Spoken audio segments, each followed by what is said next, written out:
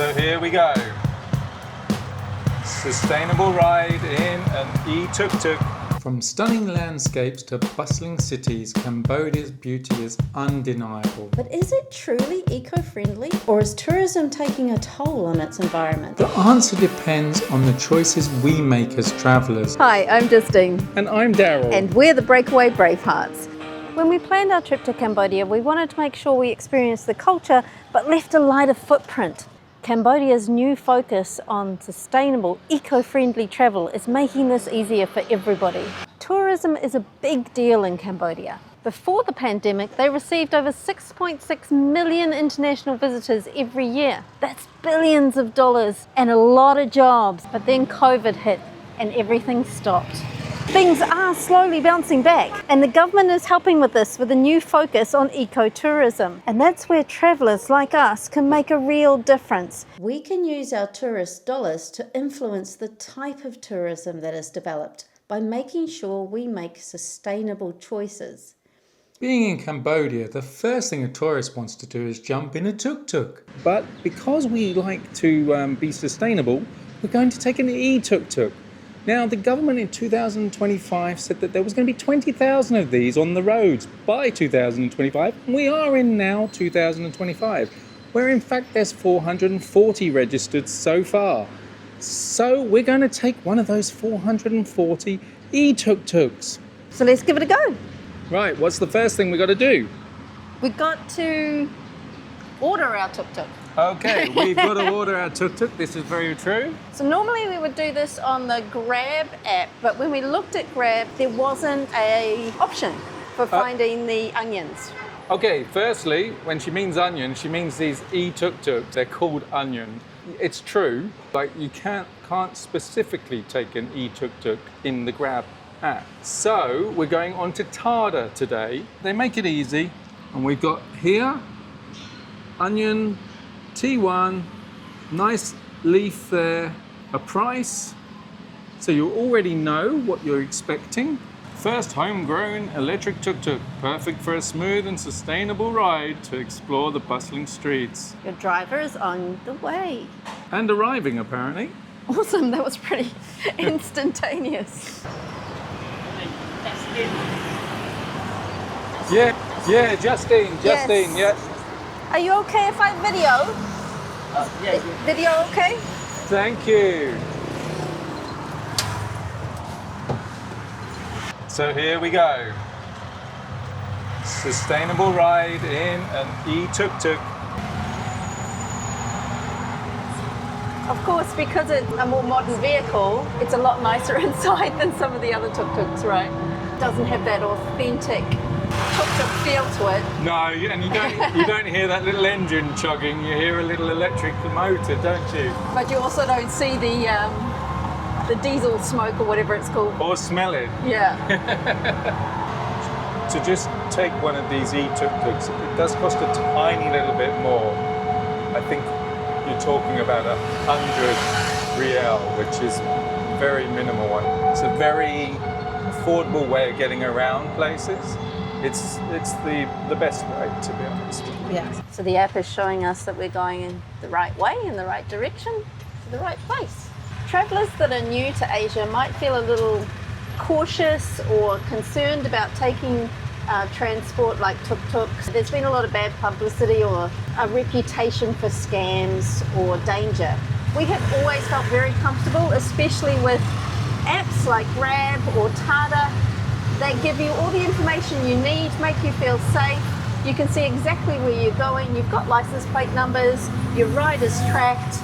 It also gives you a chance to review straight away. Give their excellent service, awesome personality, safe and skilled driving, and a clean vehicle.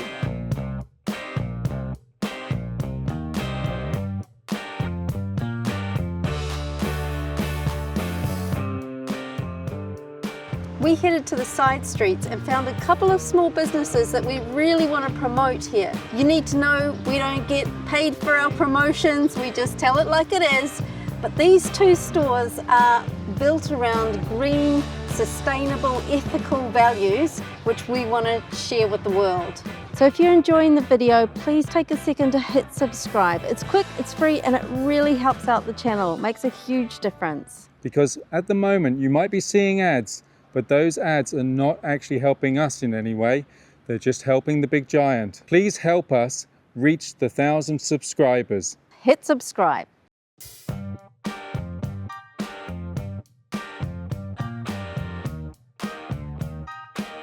We're going to a little place that I've found that I'm very excited about. It's the first time I've found a place where we can actually refill our bottles. So hopefully we're going to stock up on our shampoos, soaps and cleansers and whatnot, and do it in a sustainable way. Because that's something we've really noticed about Asia, is the amount of packaging is quite overwhelming. Yeah, it's been very tough trying to, let's be mindful tourists. We're not the only ones to have noticed this challenge. Vichka, the founder of Khmer, recognised this issue in her own country and decided she needed to do something about it. People nowadays, they want something easy. They don't want something like make their life complicated. I saw that and I really wish that they at least thinking like, oh, this is what we left behind. This is what is going to be like another hundred of years that they have to clean up, and what is their children is going to face in the future, you know. Believe it or not, Vichka took the inspiration to address her concerns from foreign tourists. Proof of the positive impact mindful tourism can have on local growth. I see a lot of foreigners. They come to our home country. They promote the plastic free. So I was like, yeah, why? We are Cambodia and we don't care about our home country. Like, that is the inspiration. And I was thinking, what about I combine Cambodian woman making the product that she also like known about the chemical, she also study in the university, she work in the factory to produce those refill products. She can make her own business. We can help promote her. And in the same time, the client, the expert, the Cambodian community, they can come and then refill their product. Vichka didn't just wonder about it, she made it happen. And now she has a place that is all about reducing waste, supporting local producers, and creating jobs for Cambodian women. We producing like coconut oil, and after that we create the cream, the soap, and also we try to find the container which can go back to nature without harming. Yeah. So we create our own banana tree. So this is the banana tree boxes. So everything made by hand. Even like how we cut the banana tree, how we make the box, everything it from our workshop that our women just like one by one making the box. Yeah.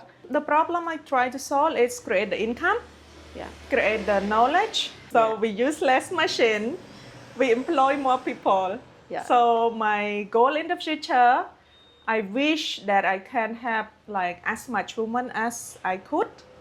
That's why I create like this product. This province they can make banana tree. That province they can make soap, and that province they can make coconut oil. So together we combine into one product. So that is my goal in the future. In the meantime, she is slowly building up her range of products and learning more about what it means to create a fully sustainable business. Some products are vegan, some products have beeswax. Yeah. Oh, some have beeswax. Yeah. Okay. And that's clearly labeled? Are any of your products tested on animals? No, we don't. It's testing on me for sure. We really try to create something like easygoing, easy for people, that they can come and enjoy the experience, enjoy their shopping, and also like, give back to the community. Perfect. If you are travel, you have your own container, just come to our shop and fill in, like, so you can buy as much as you want. So we brought our bottles. Do you have shampoo or body wash? Yeah, we do. Great, that's what we need. Every bottle you refill here means one less plastic container in a landfill and helps keep a small business thriving. It's a big shift for the local mindset, so travellers that can help embed this as an expected practice are doing more good than they might realise. There is a lot of expat clients. We try to promote to Cambodian, and slowly it's getting there. Do you use these shampoos yourself? Yes. Yeah. I use everything here.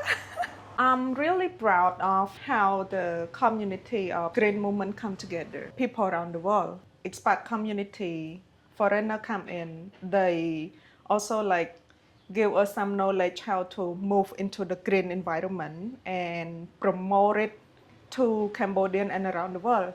I am like a small part of the journey to create the green environment, so I'm proud. That's wonderful. You should be proud. So instead of adding to the plastic problem, with a little preparation you can make a choice that's better for the planet and for people. Travelling with collapsible refillable bottles will not only lighten your luggage, it'll lighten your conscience. Vichka is a traveller herself, so we asked her what her advice was for tourists who want to make a positive impact. Before you going anywhere, researching, searching like what is the green movement in those areas, in those countries. Yes. Like how can you contribute to my country? Yes. To not create waste, to care about the environment, or to care about everywhere around the world that when you're going, even like small step, it's fine. At least you join the journey of green movement. Don't create waste. Yes. Yeah. Yes. Good advice. Thank Yeah. you. Yeah. Our time in Cambodia was nearly over, but instead of picking up a cheap souvenir t-shirt, we're shopping with a purpose, checking out a second-hand clothing store that gives fashion a new life while addressing one of the country's biggest eco-challenges, their ever-growing landfills. Hi, I'm Amy. I'm one of the owners and founders of Clothesline Resale Boutique. My partner's Cambodian. Her name is Chunda, and we started our shop together under her house in a room that's about 3 meters by 3 meters. And we've managed to expand to 3 shops now. And it doesn't mean we're successful financially, but we're very successful with our impact. Yeah. We also have a Cambodian name, a Khmer name, which is Snol Ka'au, which is literally clothes hanger. And we're the only socially minded secondhand shop in the country. Amy's description of her store intrigued us, so we asked her to explain. We were surprised to find out that not all secondhand stores are created equal. In other countries, op shops are really common. Well, here we don't have that. We have a really informal waste system.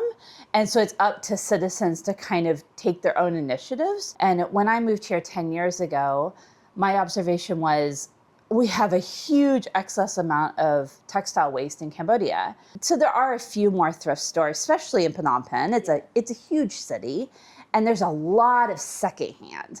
And that secondhand is actually disposed from parts of Asia. So a lot of the secondhand that's in Cambodia comes from Japan because it's so expensive to actually throw your stuff in the landfill there that it's cheaper to put it in cargo trucks and ship it by boat to other countries. All that stuff arrives. We've got snowboards, we've got skis, we've got electrical appliances that don't work with our power voltage. All that gets put into these shops, and they're called recycle shops. This is Japan's trash. And we have it because we don't have the same regulations to say, we're not dealing with your trash. We have our own because we have all these textile factories that aren't regulated well, and they're literally burning the textiles because they can't dispose of it either. Phnom Penh built a new landfill 5 years ago, and it's been filled. And out of that landfill, 30% of it is organic waste, and about 20% of it is textile waste. So half of the landfill we could actually be doing differently. I can't take all that on, but what I can do is help people make decisions on what they buy and why they buy it, and then be responsible for it once they've used it. Amy's aversion to fast fashion comes not just from an environmental perspective, it is deeply personal, as she has seen the impact of the industry on local lives. All these fast fashion brands, we don't have to go far to see the conditions of where those things are being manufactured. My partner's mom worked in a factory to put her 4 kids through college. And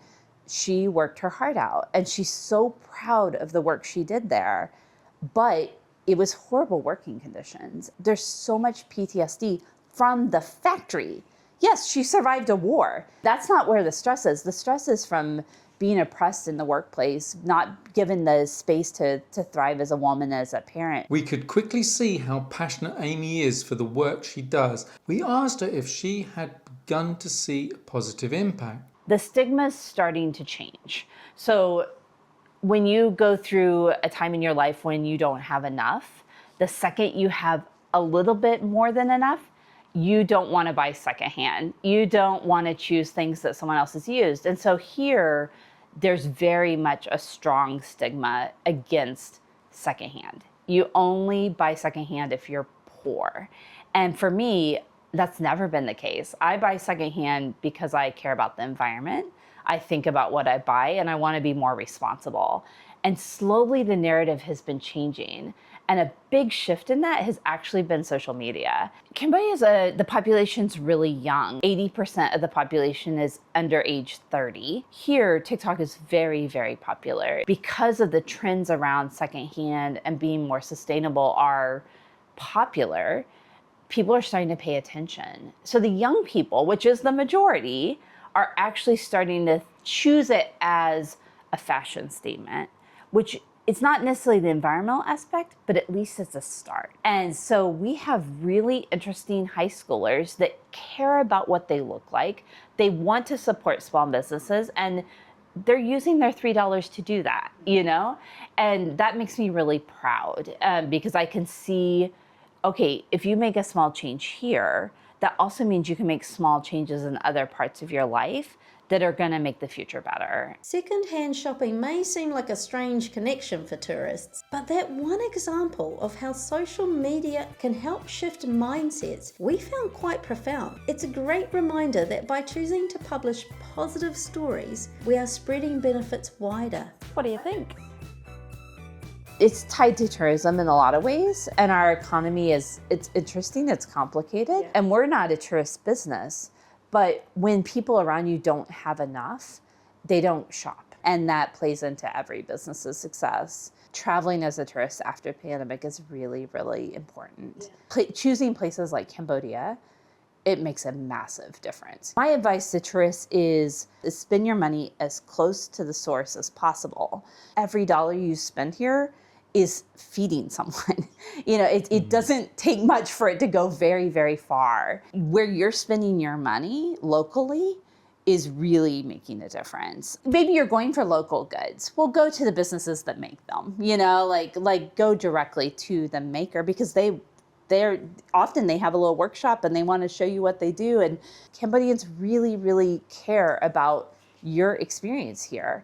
And if you take a little bit extra to just talk to the person serving your food or notice your tuk-tuk driver is interacting with people, just show that you're paying attention, people will become friends. We want to thank everyone that helped us put together this video and showed us just how important tourism can be to helping a country develop sustainably. So next we're off to Siem Reap. But there's got to be more to Siem Reap than just Angkor Wat, and we'll be there to try and find out. And then we'll share it with you. So we hope you'll join us there. Until then, happy travels everyone.